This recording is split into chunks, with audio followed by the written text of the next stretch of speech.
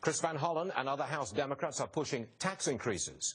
Van Hollen wants what he calls a tiny fee on all buy and sell market transactions. Let's bring in Grover Norquist in Washington.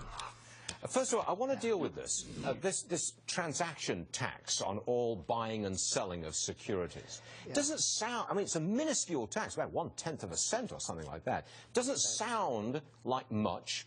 Doesn't sound like it will be that damaging, is it? Well, it's like throwing sand into the gears. Each little piece of sand isn't terribly impressive, but of course, every transaction, what exactly does that mean? And if you jump ahead and say, how much money are you going to take from the American people with these teeny transaction taxes? They're talking somewhere between $800 billion and $1.2 trillion. There's nothing teeny about this. What's the time frame on that one? $800 billion to $1.2 trillion, that must be what, over 10 years or something? Well, it's a little tough because it isn't written down. It looks a lot like the way they sold us Obamacare. This is a press conference. This is not a plan written down. There's nothing that prohibits the Democrats from actually going and getting legislative writing and writing it down before they go out. They want the headline to say, we want to help people by giving you free money, and there's this teeny thing over here. They will wait for a long time before they ever write down the explanation of, and I bet they never do it.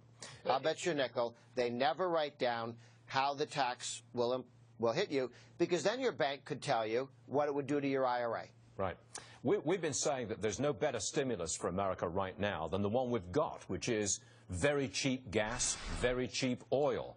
We think that's putting a shot in the arm for the whole economy and giving everybody in America something in their pocket. But now we have a couple of Republicans, and of course all the Democrats, a couple of Republicans, they're on the screen right now, they're calling for a gas tax hike.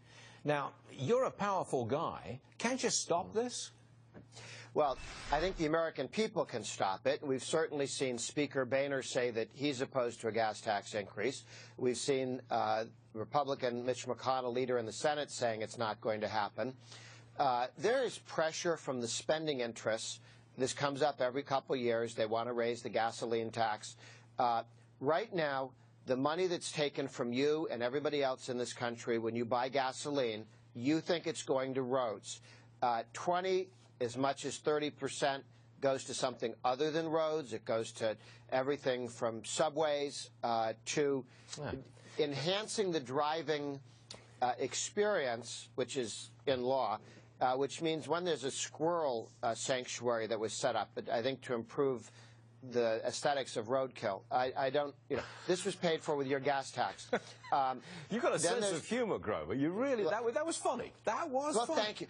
I'm reading this list of nonsense that they take our gas tax money for, and I'm going, how does that help? Right? It's this little park for squirrels. I've got to tell you, on either side of a throughway, maybe. Our viewers are incensed at the very idea that we've got this party going here because of cheap gas, and some politicians, even Republicans, want to come in and take some of that gain back again. I mean, our viewers are incensed at this. Last word to you. They should be incensed. I believe we'll stop it. If they want money to pay for roads, do a repatriation. Let's take 5% of the $2 trillion overseas, bring it back, pave roads with that, and let's get that money that's over American corporate earnings overseas. Let's bring it back here with a little or no tax. Oh, so Grover Norquist, we're glad you're on the show. Welcome back to 2015. Good to see you, man.